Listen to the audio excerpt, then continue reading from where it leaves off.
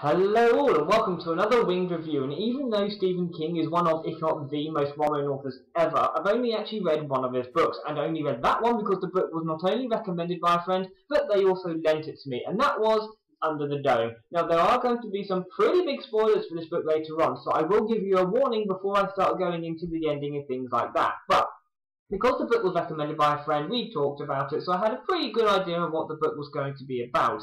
A dome comes down, cutting off a town from the rest of the world, and it's going to be just about how people fight for survival under the dome. And when my friend mentioned cannibalism, I thought, well, the town's cut off, they're going to run out of food eventually, so people will get desperate. Makes sense, it could happen, fair enough. Only I was wrong. What it more focuses on is once the sort of invisible force field comes down covering the town, one bloke decides to turn the town into a dictatorship with him at the top, and you have those that are trying to help him, and you have those that are trying to oppose him.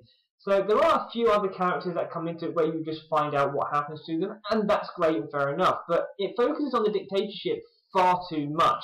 I mean, it's an alright plot, but I would much rather have been reading about what actually happens to the people in the town.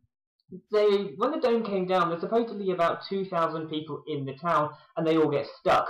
But we hardly get to see about anything that happens to them. And a lot of people seem to use propane gas tanks for their main source of energy. The hospital use them, police station, restaurant, even in people's homes, they have a shed out back which the gas tanks are connected to that they have to replace every now and again. And I thought that seeing as the town's completely cut off, they're going to have a limited supply. So if one person runs out, he'll then try and steal his neighbours. But because it's desperate times, they're going to have a fight. Maybe people start getting murdered and all that sort of thing. But none of that actually happened. Well, it may have happened, but we certainly don't get told about it. There's a few things that happen involving the town. There's some meetings and a riot, but even the riot's quite easily dealt with. So really, not a lot really happens in the town during this whole crisis, which I was actually quite disappointed with. So the whole dictatorship thing was absolutely fine, but I would much rather have found out what everybody else was up to. Have it as part of the plot, yes, but I really wanted to know what everybody else was up to. My biggest gripe with the book, though, the ending. Now, this is where the spoilers are going to come into it, so if you don't want to know anything about the ending, the twists and all that sort of thing, shut off the video, turn down the volume, I'll let you know when the spoilers are over, but don't listen to this next part. One of the things that they try and find out about this is where the dome came from, who did it, why, and all that sort of thing. And the town has a meeting, you have the regular suspects, government projects, a terrorist attack, aliens, and all that sort of thing. But when it actually turned out that it was aliens, it just seemed really out of place and stupid. Though apparently it took Stephen King about 10 years to write this book, and with the ending it really shows. It's almost as if he thought, I don't know how to end this, it was aliens, that'll do.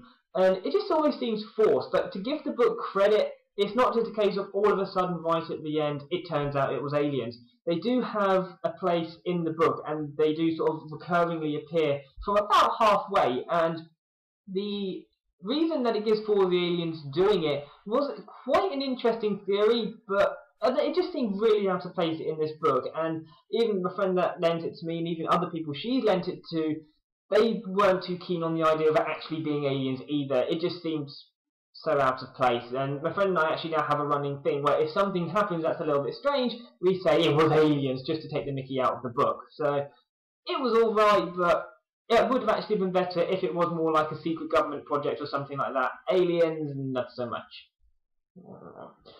So, and really though, with this book, although as you can see it is quite a hefty book, I think it's a little under 900 pages, and although I've got no problem with long books, they need to be interesting all the way through. Something like Secrets of Crickley Hall, although it wasn't quite as long as this, I loved it cover to cover. And this though, I was reading it, and there were probably about 3, maybe 4 times where I actually thought about giving up reading just because it had lost all momentum at all. There was always something happening, but you just lost interest eventually in the stuff that was going on. So it was an alright book. I'm glad I read it, and I don't know if I would actually recommend it. If you're a huge fan of Stephen King, then yeah, go for it. You'll probably really enjoy it. I don't know how good this is compared to his other stuff in style of writing and all that sort of thing, seeing as I've not actually read any of his other books. And after reading this, I'm not going to rush out and see what his other stuff is like, but if I get some other recommendations, I might give them a go.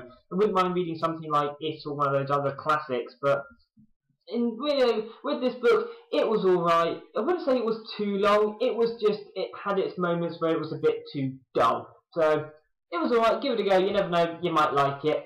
I thought it was alright at best. See you next time.